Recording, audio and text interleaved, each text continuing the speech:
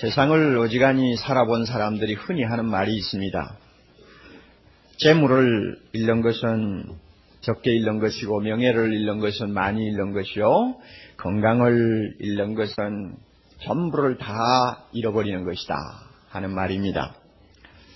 뭐니 해도 건강이 제일이라는 인생의 이 진리를 설명하는 말이 아닌가 생각을 합니다. 이 시간 우리가 읽은 이 말씀의 내용은 재산과 자식, 명예를 하루아침에 몽땅 잃어버린 욥이 마지막으로 남아있는 건강마저도 무참하게 빼앗겨 버리고 비참한 자리에 앉아서 탄식하고 있는 모습을 우리는 보게 됩니다. 하나님은 욥의 순전함, 즉 욥의 믿음이 얼마나 순수한가를 놓고 사탄과 제2라운드의 줄다리기를 지금 하고 있는 장면을 우리가 본문에서 봅니다. 하나님은 주장합니다. 욥의 믿음은 무조건적이다. 사탄은 여기에 대해서 맞습니다. 아니요, 그렇지 않습니다. 욥의 신앙은 조건적입니다. 아직도 건강하니까 하나님 하는 것이지 건강까지 다 없애버리시오. 그러면은 욥도 별 수 없이 하나님 믿지 아니할 것입니다. 이것이 사탄의 주장입니다. 하나님이 왜 이 사악한 사탄을 상대해서 누구 말이 옳은가를 놓고 시험을 하시는지 우리는 잘 모릅니다. 그건 도무지 알 수가 없어요. 하나님께서 밝히지를 않고 계시니까 모릅니다. 그러나 한 가지 우리가 분명히 알 수 있는 사실은 하나님의 판단이 선하고 옳았다는 사실이 반드시 드러나야 했다는 것입니다. 그리고 사탄의 주장이 얼마나 악의에 찬 거짓말이었는가가 천하에 공포되어야 했다는 사실입니다. 그리고 하나님이 욥을 통해서 영광 받으시는 모습을 사탄과 모든 영계의 세계에서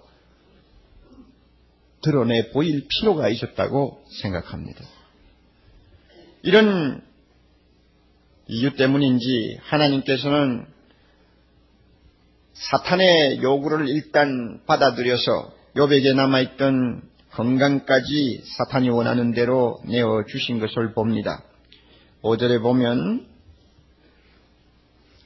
사탄이 하나님께 청을 합니다. 주의 손을 펴서 그의 살과 뼈와 살을 씻어서.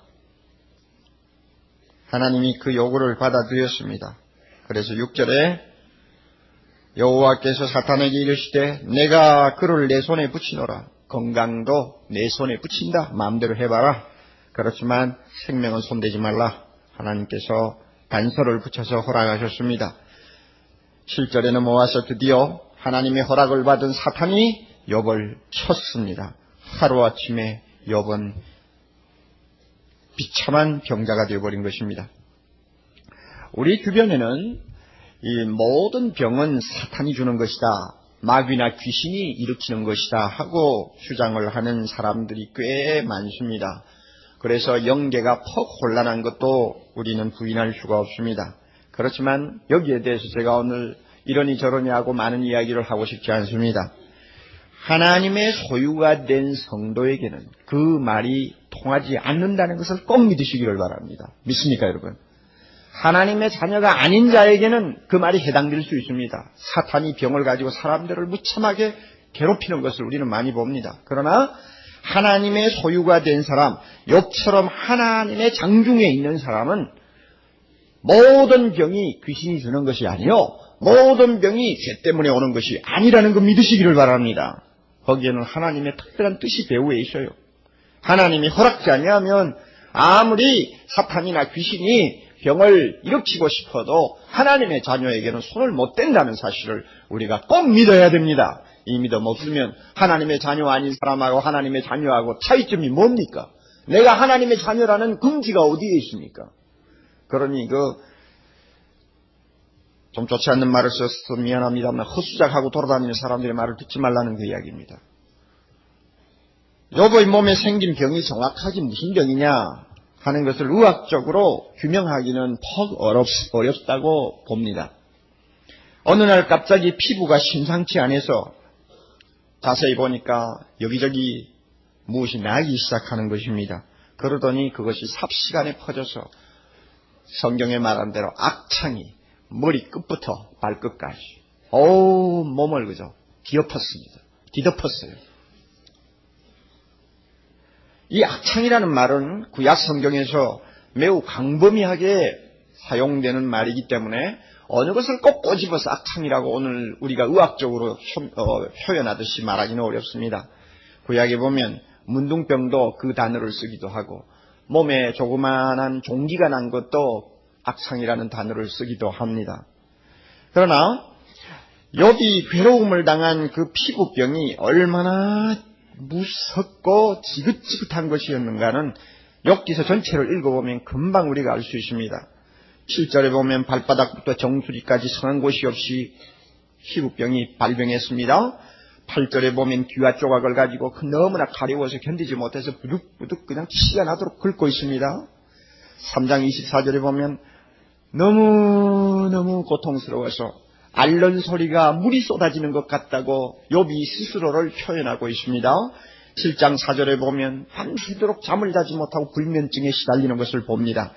또 7장 5절에 보면 종기의 구더기가 우글우글거리고 이 가죽이 실 사이 없이 골마서 터져버리는 이런 일들이 그냥 온몸에 그대로 반복되고 있습니다. 19장 20절에는 피부와 살이 뼈에 붙었다고 했습니다. 30장 17절에는 통증이 뼈를 쑤시듯 심하고 그 통증이 한순간도 가시지 않는다고 하소연하는 것을 봅니다. 그리고 7장 4절에 보면 이것은 한두 주일 있었던 증세가 아니고 여러 달이 지나는데도 전혀 호전이 되지 않고 온몸이 그냥 새카맣게 되어버리는 이와 같은 어려움을 당하고 19장 17절에 가서는 아내까지도 자기의 숨을 싫어한다 그랬습니다. 숨 쉬는 것을 싫어한다.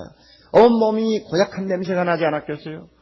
아마 숨을 쉬면은 코에서도 어떤 냄새가 나는지도 모르죠. 이부자리 밑에서 함께 평생을 자고 깨고 하던 부인도 이제는 남편 가까이 오기를 싫어하는 것입니다. 얼마나 무서운 병을 가지고 욥이 지금 실험하고 있는가를 알 수가 있습니다. 결국 그는 동네 바깥에 있는 재무더기 위에 앉아서 빨리 죽기만을 기다리는 팔자가 되어버렸습니다. 욥이 재 가운데 앉아서 하는 말이 나옵니다. 이 재는 우리가 잘 아는 불 떼고 나서 남은 찌꺼기를 재라고 하지 않습니까? 그 당시에 사람들은 집에서 불을 떼고 재가 남으면 그것을 퍼다가 동네 밖에 재버리는 쓰레기장이 있었습니다. 거기에다 갖다 모았습니다. 그리고 재만이 아니고 다른 쓰레기도 전부 거기 갖다 모아놓고는 한 달에 한 번 정도 그저 불을 붙여서 전부 태우고 하니까 그 재가 쌓여서 조그마한 동산처럼 되어 있는 경우가 많았다고 합니다. 그러니 욥이 어디 가서 앉아 있느냐? 동네 밖으로 가서 그 재무더기 위에 지금 앉아 있는 것입니다. 그곳은 어떤 곳인지 압니까? 구약시대에는 전염병을 앓는 사람들이 쫓겨나가서 거하는 곳입니다. 그리고 사람들에게 천대받고 도무지 의지할 곳 없는 사람들이 그곳에 가서 잠을 잡니다. 그러니 어떤 때는 죽어서 시체가 늘어져 있고 개들이 와가지고 그 시체를 뜯어먹는 그런 참상도 벌어지는 것입니다. 그러므로 재 위에 앉아있다, 재 가운데 앉아있다는 말은 버림을 받았다는 것을 단적으로 말하는 상징적인 표현이라고 할 수 있습니다. 버림받았다. 그리고 재난을 만났다. 슬픔의 상징을 이 재 가운데 앉아있다는 말로 표현하는 것입니다. 동방에서 가장 위대하였던 그가 버려진 쓰레기 위에 앉아있게 된 것입니다. 모든 것을 다 잃어버린 인간 쓰레기가 되어버린 것을 가르치는 말입니다. 우리가 이 정도만 해도 욥이 어떤 처지에 지금 빠져있는가를 어느 정도 짐작할 수 있다고 생각합니다. 우리는 경험상 잘 알고 있습니다. 건강이 우리 손에 있는 것은 사실입니다. 건강이 우리 손에 있는 것은 사실이지만 우리 마음대로 쥐었다 놓았다 할 수 있는 것은 아니라는 것, 이것을 우리는 경험적으로 알 수 있습니다. 욥도 평소에는 건강했죠. 그러나 하루아침에 그 건강이 무너지는 것을 그는 목도했습니다. 우리 손에서 관리 잘하면 건강이 유지될 수 있습니다. 그러나 그것이 전부가 아니라는 것 우리는 너무나 잘 알고 있습니다. 건강에 신경 안 쓰는 사람이 어디 있습니까? 특별히 한국 사람들, 소위 한국판 몬도가네라는 말이 요즘 유행어처럼 돌고 있습니다. 무슨 말입니까? 몸에 좋다 하면 무엇이든지 가리지 않고 잡아서 먹어치우는 괴벽을 말합니다. 나중에는 아마 어느 것 하나도 남지 않을 정도로 다 잡아먹을지도 모릅니다. 요즘 김일성이가 건강을 위해서 28 청춘 처녀들의 피를 전부 다 뽑아가지고 자기 몸에 넣는다는 기사가 나왔죠. 아마 또 그거 본보고 아마 상당한 고가를 주고라도 처녀 피를 살려고 하는 그런 아마 또 이상한 사람들이 나올 수도 있습니다. 뭐 어쨌든 건강하면 되니까 그래서 오래 살고 보자는 것입니다. 하도 못 살다가 좀 살게 되니까 죽는 것만큼 불행한 일이 없다고 생각하는 것입니다. 그러니까 어떻게든 건강해 보자는 것이 우리나라 사람들의 병적인 지금 집착이라고 저는 생각을 합니다. 그렇게 병적으로 건강을 위하는 국민이 왜 세계에서 발병률이나 사망률은 상위권에 속하는 수치스러운 나라가 되어 있을까? 이거 우리가 좀 생각해야 합니다. 그렇게 안 잡아먹는 것이 없을 정도로 먹어치우는 사람들이 왜 병은 먼저 들고 왜 많이 죽느냐, 빨리 죽느냐 그 말이요. 우리는 건강에 대한 주인의식을 버리는 것이 좋습니다. 특별히 예수 믿는 사람에게 그렇습니다. 건강의 주인의식을 버리라. 무슨 말씀인지 아시겠죠? 건강이나 생명은 우리가 조심하고 관리는 할 수 있습니다. 그러나 내 것은 아닙니다. 주님의 것입니다. 하나님의 것입니다. 언제까지 건강할 수 있는가는 하나님의 손에 달린 것이지 내 손에 달린 것 아닙니다. 건강을 이룰 수 있는 가능성도 항상 따라다닌다는 것을 우리는 겸손하게 인정을 해야 합니다. 건강은 하나님이 지켜주실 때 보장되는 것이지 내가 내 몸을 하나님처럼 떠받든다고 해서 내가 건강한 것 아니라는 것 우리 모두가 다시 한번 인식하고 다시 한번 마음을 정리할 필요가 있습니다. 하나님이 사탄의 공격을 막아주실 때 건강할 수 있습니다. 하나님께서 우리가 먹고 마시는 것을 복 주실 때에 그 먹고 마시는 것이 건강으로 이어질 수 있습니다. 그러기 위해서 몸에 좋다는 것을 돈 들여서 자꾸 먹어야 되는 데만 신경 쓰지 말고 어떻게 하면 하나님을 기쁘게 할까? 어떻게 하면 하나님의 명령대로 살까? 어떻게 하면 욕처럼 하나님의 마음에 드는 사람 될까? 어떻게 하면 순전하고 정직하고 하나님을 경외하고 악에서 떠난 하나님의 자녀로 살까? 그래서 나는 하나님을 위하고 하나님은 내 건강을 위하는 사람이 될까? 이런 자세를 가지는 것이 신앙인의 바른 자세라고 저는 분명히 생각합니다. 이것이 또한 우리의 건강을 지키는 비결이라고 생각합니다. 여러분, 욥의 아내를 어떻게 생각합니까? 욥이 지에 앉아서 기와 조각을 가지고 몸을 긁고 있는 모습을 보다 못한 아내가 그에게 구절해죠. 뭐라고 합니까? 당신이, 자, 부인들만 한번 읽어보세요. 자, 시작. 하면 더 부인들만 큰 소리로, 자, 시작. 자, 여러분, 마음에도 없는 지금 글을 읽는 것으로 알고 있습니다. 현대어 번역을 보면은 이 본문을 더 재미있게 실감나게 번역을 해놨어요. 그래 여보 이 지경이 되었는데도 아직도 믿음을 지키고 있단 말이요? 참 속 터지는 양반 다 보겠네. 차라리 하나님한테 욕이나 퍼붓고 죽는 편이 더 낫지 않겠어 하고 번역을 해놨어요. 매우 실감나는 이야기인 것 같아요. 욥의 아내를 성경 이 학자들은 욕을 많이 했습니다. 그래서 지금까지 이 욕을 많이 먹은 성경 인물 중에 하나로 들어갑니다. 욥의 아내가.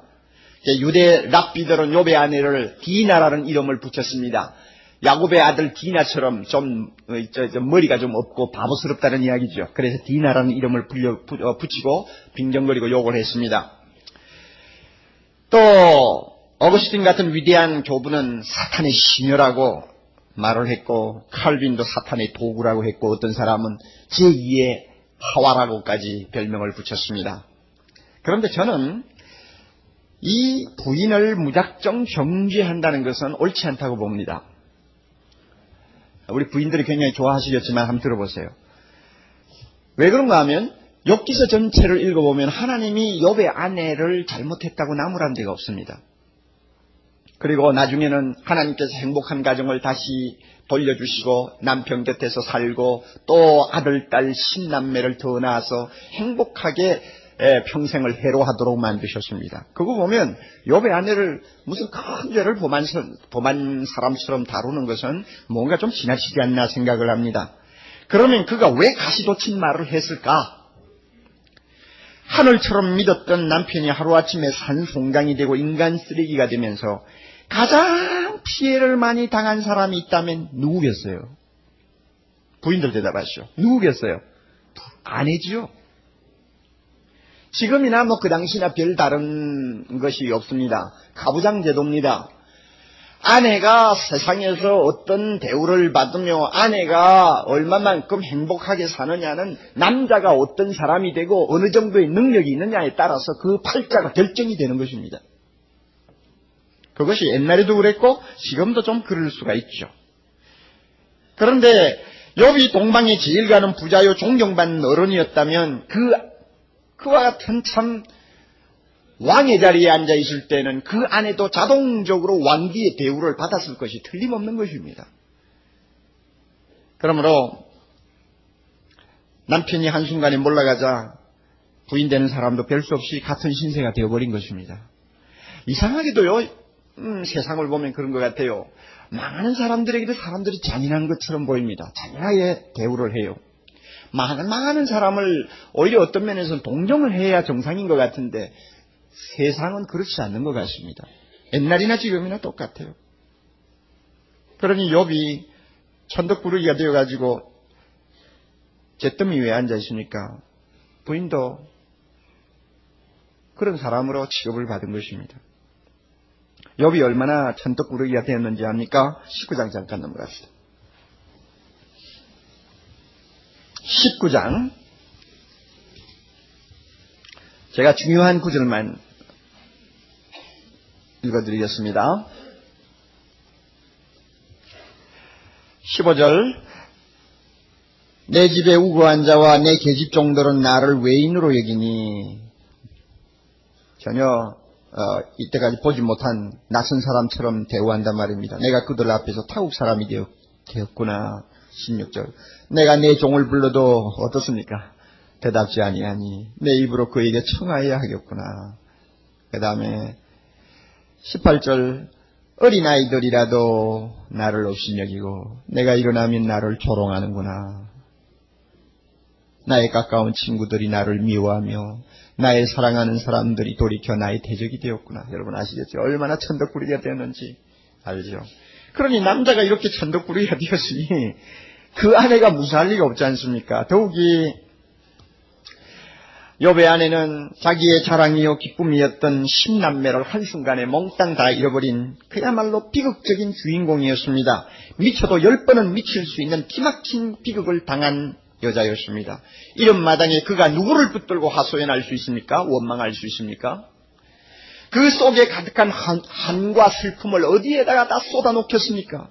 남편 외에 누가 있겠느냐 그 말입니다. 남편 아니고 누구한테 그 마음에 있는 한을 다 풀어서 쏟아놓겠습니까? 그래서 그런지 70인역 성경이라는 것이 있습니다. 구약 성경인데요. 거기에는 우리 성경에 없는 이런 말이 삽입이 되어 있습니다. 제가 완전하게 번역을 하지 않았습니다. 대충 한 것인데 한번 들어보세요. 부인이 욥에게 이제 하는 이야기입니다. 여보 언제까지 참고만 있어야 해요? 잠시는 참을 수 있지만 언제까지 이래야 할까요? 당신이 세상에서 기억할 만한 것들은 깡그리 없어지고 말았어요. 자식도 재산도 이제는 당신은 구더기가 기어다니는 몸을 가지고 잿더미 위에 앉아있고 나는 이 집 저 집 이곳저곳을 돌아다니며 천대를 당하고 하루의 수고를 쉬고 쥐어짜는 듯한 고통에서 놓이려고 해가 지기를 기다리는 이 신세가 무슨 몰골이에요. 여보 차라리 하나님을 욕하고 죽어요. 무슨 소용이 있어요. 하고 나옵니다. 우리가 이해가 되죠. 무슨 말인지. 예.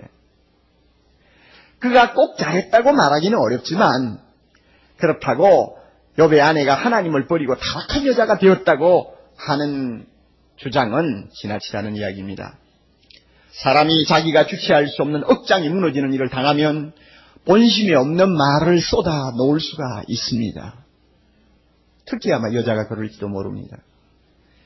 불행한 사건 앞에서는 남자고 여자고 다 약해지기 쉽지만 약한 그릇인 여자 쪽이 정신적으로 받는 고통은 더 클 수밖에 없는 것입니다. 자기가 감당할 수 없는 큰 슬픔을 당하면 사람은 종종 자기 신앙에 대한 확신을 잃어버리게 됩니다. 내 신앙이 너무 현실적으로 거리가 멀었구나 하는 자책도 하게 됩니다. 그리고 슬픔에 빠진 사람에게는 하나님과 거리감이 굉장히 큰 것을 느끼게 됩니다. C.S. 루이스가 이런 재미있는 말을 표현했습니다. 당신이 행복할 때 하나님 앞으로 나가보십시오. 그러면 하나님이 당신의 감사와 찬송을 받으시느라고 두 팔을 활짝 벌릴 것이요. 그러나 당신이 절망 상태에 빠져 있을 때 하나님 앞에 한번 나가보십시오. 어떻게 느껴지나? 당신의 코앞에는 차갑게 닫힌 문이 가로막을 것이요. 그 안에서 빗장거는 소리가 거듭거듭 들릴 것입니다. 이것은 뭐냐면 거리감이란 말이에요. 하나님이 나를 완전히 버리신 것 같은 거리감을 느끼게 된다는 말입니다. 욥의 아내가 아마 이런 거리감, 이런 허탈감에 빠져서 허우거리면서 견디다 못해서 남편에게 본심에도 없는 말을 쏟아놓은 것이 아닌가 저는 그렇게 생각을 합니다. 욥은 이상주의자였습니다. 그러나 그 안에는 현실주의자였던 것 같습니다. 그러므로 현실주의자가 뭡니까? 만약 욥의 아내가 현실주의자였다면 그는 이렇게 생각했을 것입니다. 사탄이 생각한 것과 똑같아요. 믿음이 좋으면 복을 받는다. 공식으로 알고 있는 것입니다. 내가 하나님을 열심히 믿는 이상 절대 어려운 일은 안 생긴다. 재난은 절대 우리 가정에 임하지 않는다. 자식도 잘 될 것이요 남편도 형통할 것이다. 철저하게 현실적으로 그렇게 믿는 사람입니다. 그러므로 이런 현실주의자들은 아무 어려움이 없을 때 예수 믿어서 망가지가 잘 된다 싶을 때 누구보다도 더 열심으로 봉사할 수 있고 열심으로 하나님을 부르고 섬길 수가 있습니다. 욥의 아내가 그런 사람이 아니었나 그렇게 생각합니다. 그러나 막상 잘 믿는 것이 아무 소용이 없어 보이자 이 현실주의자의 믿음은 사정없이 흔들리고 맙니다. 아이들이 떼죽음 당하는 꼴을 보자 자기 남편이 하는 것들이 얼마나 어떤 면에서는 청승맞게 생각이 되었겠어요. 잔치 끝나고 나면 부랴부랴 뛰어가가지고는 아이들을 다 세워놓고 애들이 행여나 죄를 범하지 않았나 두려워하면서 제사를 지내던 그 남편, 그 당시에는 좋아 보였지만 애들이 한순간에 다 이렇게 재난을 맞아 없어지고 나니까 그때 그 일이 얼마나 어떤 면에서는 청승맞다 하는 생각으로 마음에 와 닿겠느냐 그 말입니다. 현실주의자는 일이 잘 안 될 때에는 신앙이 순수하게 남아있을 수가 없는 것입니다. 욥의 아내가 이런 사람이 아니었나 저는 생각을 합니다. 그러므로 그가 심한 갈등과 분한을 자기의 작은 가슴에 묻어두기에는 그 도가 너무나 지나쳤습니다. 그래서 본의 아니게 날마다 하나님 하더니 기껏 이 정도요 하고는 남편을 쏘아 부셨던 것 같습니다. 잠깐 동안 불행하게도 욥의 아내는 사탄의 시녀가 된 것처럼 시험에 걸려든 것입니다. 사탄이 노린 것이 무엇입니까? 건강이 이러면 하나님도 필요 없다 그거 아닙니까? 건강하니까 하나님 하는 것이지 병들어봐라 하나님이 무슨 소용이 있냐 하는 것이 사탄의 주장이었죠. 불행하게도 욥의 아내는 그와 같은 사탄의 판단에 그냥 적중하는 사람이 되어버렸어요. 현실주의자는 그렇게 되기가 쉽습니다. 목회를 하면서 보면 여자가 남자보다 더 현실주의자가 되기 쉽다는 것을 가끔 봅니다. 부인들은 좀 불쾌하겠지만은 사실인 것 같아요. 왜 뭘 보고 아느냐 하면 종종 보면은 부인보다도 남편이 훨씬 믿음이 좋은 경우가 많이 있습니다. 더 열심이고 더 순수하고 더 적극적이고 더 희생적이고 남편이 이렇게 별나게 신앙생활을 하면은 부인들은 은근히 불안해합니다. 아니면 아니라고 소리치시오. 그렇죠. 은근히 불안해해요. 그리고 거부 반응을 일으킵니다. 저는 그런 경우를 여러 번 봤는데 이미 뭐 우리 여러분들에게 다 알려진 사실이니까 제가 예를 하나 들죠. 이것은 꼭 그런 경우가 아니고 제가 추측하는 경우를 이야기하는 것입니다. 우리 집에 한번 발표된 것이죠. 차모 집사님 부부입니다. 그 차 집사님은 구청 공무원입니다. 구청에서 일하는 공무원입니다. 너무 은혜를 많이 받아가지고 좋아서 구청 공무원 그 월급이 얼마 되겠어요? 뭐 박봉이나 다름이 없는데 그거 받아가지고는 집에다 고스란히 갖다 주는지는 모르지만 하여튼 전도하느라고 빼쓰고 주일학교 가르치면서 애들 선물 사주고 뭐 카드 보낸다고 빼쓰고 뭐 이래 쓰고 저래 쓰고 돈을 썼어요. 그렇다고 해서 무슨 적당히 해가지고 부수입이 생기는 것도 아니고 그저 받는 그대로 받아서 쓰니까 믿지 않는 과장이 볼 때 너무 민망했던 것 같습니다. 그러니까 하루는 이 차집사를 불러놓고는 아이 당신 대체 어떻게 사요? 하고 물었습니다. 11조 뗀다, 헌금한다, 그리고는 뭐 여기 쓰고 저기 쓰고 돌아다니면서 또 구청 안에서 신우회 한다고 뭐 다니면서 또 돈 쓸 거 돈 쓰고 그러니까 어떻게 사느냐 묻더래요. 그러니까 이 차집사 대답이 넉넉합니다. 500만 원 받으면 500만 원에 맞추어 살고 50만 원 받으면 50만 원에 맞추어 사니까 뭐 넉넉하지요 하고 대답했답니다. 그런데 그 다음에 나오는 말이 중요한 거예요. 나는 있는 대로 이야기하는 거죠. 사실 아내는 처음에 매우 힘들었다고 고백했다는 것입니다. 처음엔 대단히 힘들었다. 지금은 아내가 오히려 앞장설 정도로 남편보다도 더 아름답게 생활하고 있습니다만 남편이 너무 그렇게 극성이니까 처음에는 매우 힘들었다고 아내가 실토를 했다는 것입니다. 제가 가만히 생각하니 옳은 말이야. 분명히 남편이 그 정도로 미치면 좋아할 여자가 아마 별로 없을 거야. 남편의 신앙이 더 좋아질수록 불안해지는 것이죠. 저러다가 저 사람 저거 어떻게 될까? 욥의 아내에게 이런 약간의 끼니가 있었다는 것을 우리는 인정해야 합니다. 현실주의자는 이런 약점이 있습니다.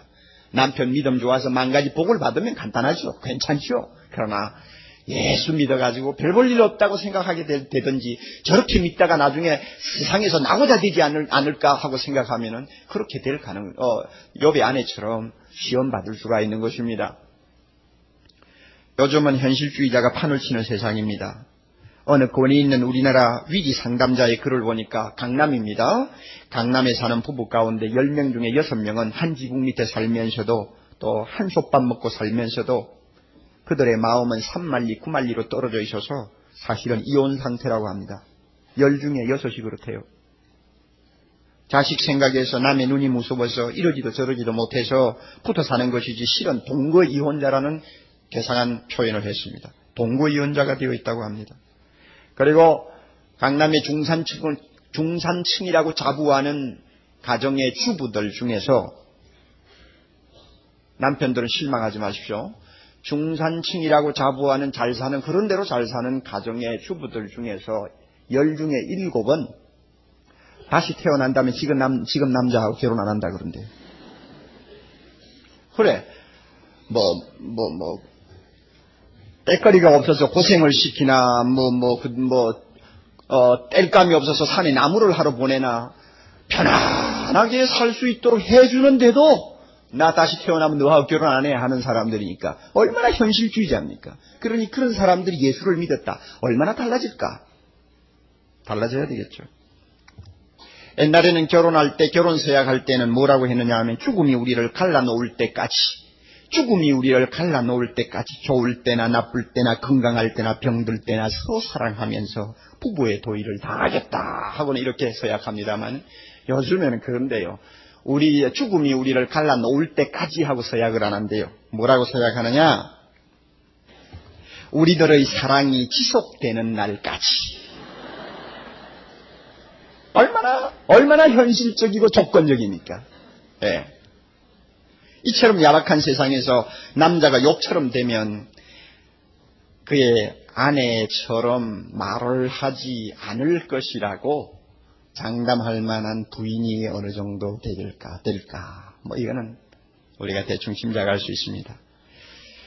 믿든 안 믿든 간에 부부는 동고동락하기 위해서 만난 사람들입니다. 그것도 한두 해가 아니라 평생을 동고동락하려고 만났습니다.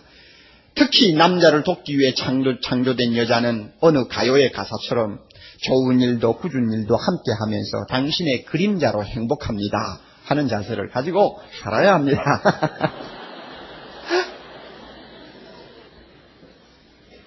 그러므로 여러분, 교회를 다녀도 잘못하면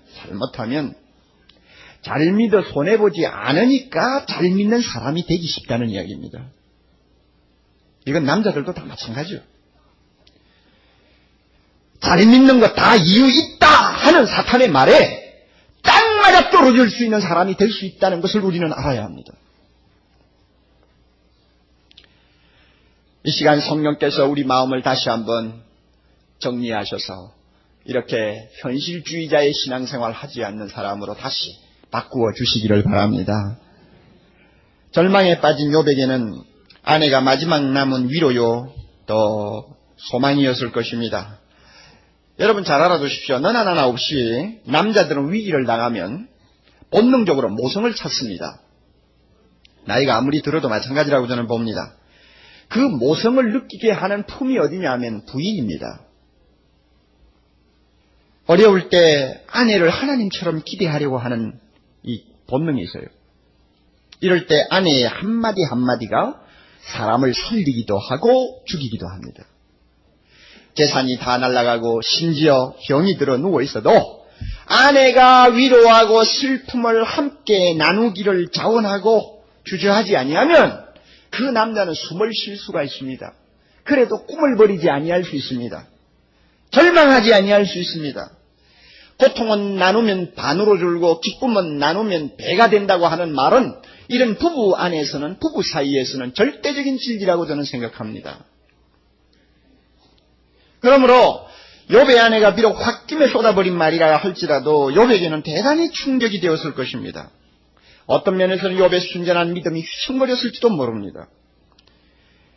여러분, 진정한 아내라면 남편의 그 믿음의 순진함을 공유할 수 있어야 합니다. 다시 말하면 남편의 믿음과 똑같은 믿음을 가져야 된다는 말입니다. 내 남편이 욥처럼 믿음이 좋습니까? 그러면 나의 믿음도 그와 같은 믿음을 가져야 됩니다.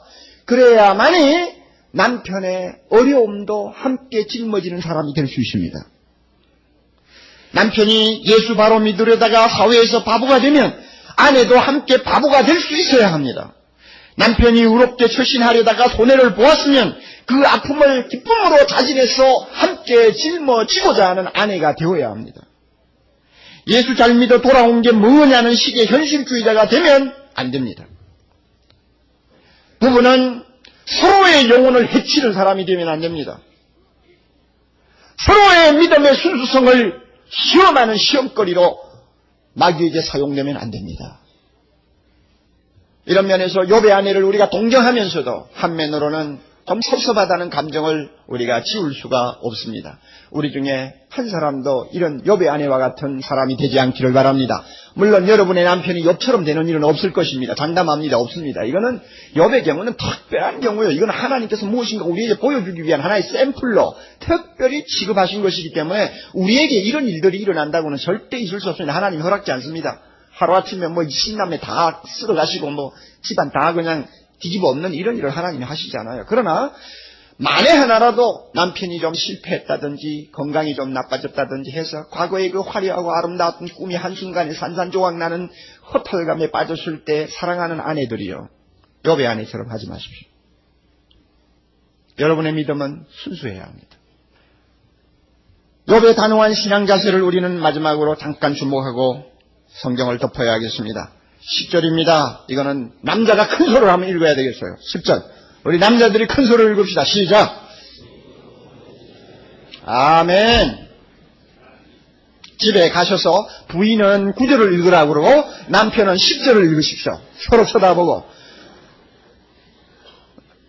또 바꾸어 해도 됩니다. 여기서 이 남편이 부인을 보고 이 어리석은 여자 중에 하나처럼 말하는구나 한 이것은 그 자기 아내를 어리석은 자라고 말하는 것이 아닙니다. 쌍놈 집안의 아낙네의 하나처럼 말을 한다는 그저 어떤 면에 실망했다는 자기 감정의 표현이라고 볼 수 있습니다. 자기 아내를 어리석은 자라고 욕하는 것 아닙니다. 우리는 하나님에 대한 욥의 순수한 신앙 자세에 정말 감탄을 금할 수가 없습니다. 그의 말과 태도에는 좋은 것이든 나쁜 것이든 하나님이 주신 것은 다 감사로 받아야 한다는 믿음이 반짝이고 있습니다. 인간이 한평생 복만 받겠다는 것은 철없는 생각이다. 하나님이 원하시면 복도 받을 수 있고 재앙도 받을 수 있다. 천하가 무너져도 하나님을 원망해서는 안 된다. 아내가 등을 돌리고 뭐라고 하든 하나님은 배반할 수 없다고 하는 아름다운 신앙의 자세가 거기에서 우린 엿볼 수 있습니다. 이것이 욥이 가진 신앙의 순수성입니다. 정직한 신앙이었습니다. 무조건적인 신앙이었습니다. 고통이 극심하면 만사가 다 불확실하게 보이고 혼돈 속에 파묻힙니다. 잘 풀릴 것 같이 보일 만한 어떤 보증이 전혀 나타나지 않습니다. 이럴 때일수록 우리는 믿음이 더 중요함을 알아야 합니다. 욥의 처지와 같은 경우에 빠지는 사람일수록 믿음은 더 중요합니다. 폴 투르니에가 한 말이 진리입니다. 의심의 여지가 전혀 없는 곳에서는 믿을 기회도 더 이상 없다. 의심의 여지가 전혀 없는 곳에서는 믿을 기회도 전혀 없다. 더 이상 없다. 그러므로 어떤 경우에 믿음이 필요하냐? 망가지가 의심할 수밖에 없는 혼돈 속에서 믿음이 비로소 필요하다는 것입니다. 바로 욥과 같은 사면 초가의 상황에서 순수한 믿음은 더 중요하고 필요하다는 것입니다. 이런 순수한 믿음을 욥이 끝까지 갖고 있었기 때문에 하나님은 욥을 실망시키지 않았습니다. 자기가 아니면 아무도 붙들어줄 자가 없는 사람을 하나님은 책임지십니다. 그래서 욥기서 5장 18절 19절의 말씀이 욥에게 그대로 해당되는 말씀이라고 할 수 있습니다. 하나님은 아프시게 하다가 싸매시며 상하시게 하시다가 그 손으로 고치시나니 6가지 환난에서 너를 구원하시며 7가지 환난이라도 재앙이 내게 미치지 않게 하실 것입니다. 아멘. 그 말씀대로 하나님은 욥에게 대접하셨습니다. 사랑하는 형제자매 여러분, 우리는 어떤 사람이 되어야 하겠습니까? 욥이 되고 싶습니까? 욥의 아내가 되고 싶습니까? 우리를 놓고 하나님께서 사탄 앞에 장담을 할 수 있는지 우리가 한번 생각해 보아야 합니다. 누구누구를 보라 하고 하나님이 장담할 수 있을 만큼 우리의 믿음이 순수합니까? 예수 믿어 손해볼 것 없으니 열심히 믿는 현실주의자, 공리주의자, 실리주의자가 아닌지 우리 자신을 다시 한번 돌아보아야 하겠습니다. 우리는 욥의 아내처럼 되면 안 됩니다. 욥처럼 신앙에 있어서만은 이상주의자가 됩시다. 복이 와도 화가 와도 건강에도 병이 들어도 오직 사랑하는 하나님, 사랑하는 예수님만이 나의 자랑이요 찬송이요 기쁨이요 나의 복이 되는 순수한 믿음의 소유자가 됩시다. 하나님께서 이런 믿음을 오늘도 요구하고 계십니다. 다 같이 기도하겠습니다. 당신은 욥입니까? 욥의 아내입니까? 당신은 다 예수 믿는 것 이유 있다 하고 주장하는 사탄에게 딱 맞아 떨어지는 사람입니까? 아니면 하나님이 마음 놓고 자랑할 수 있는 사람입니까? 하나님이 당신의 신앙의 순수성을 의심할 만한 구석이 없는지 우리 모두가 한번 다시 살펴보아야 합니다. 그리고 이 중에서 남이 모르는 고통과 좌절을 안고 있는 형제자매들, 여러분의 형편이기 때문에 욥의 신앙이 필요합니다. 하나님께서 여러분의 믿음을 정금처럼 단련시켜 주시는 귀한 시간 되기를 바랍니다. 조용히 여러분 한 목소리로 기도해 보십시오. 나는 욥입니까? 욥의 아내입니까? 하나님 앞에 진지하게 한번 물어보십시오. 별관에서 예배 드리시는 분들도 마찬가지입니다. 진지하게 한번 물어보십시오. 하나님이 뭐라고 하시는가? 그리고 조금이라도 마음에 가책되는 것이 있으면 주여 이 시간 성령의 능력으로 나의 믿음을 욥의 신앙으로 바꾸어 주시옵소서. 기도하시기 바랍니다. 다 같이 기도합니다. 거룩하신 하나님 아버지, 오늘 주신 말씀을 마음에 담고 다시 한번 머리 숙여 기도하오니 주여 우리의 믿음의 불순물을 제거해 주시기를 원합니다. 행여나 만에 하나라도 욥의 아내처럼 현실주의자가 되어서 상황이 바뀌면 하나님도 안중에 없는 것처럼 말하고 떠드는 사람 될까 두렵습니다. 우리 그런 사람 되지 않게 다시 한번 은혜를 주옵소서. 욥처럼 건강할 때나 병들 때나 형통할 때나 공부할 때나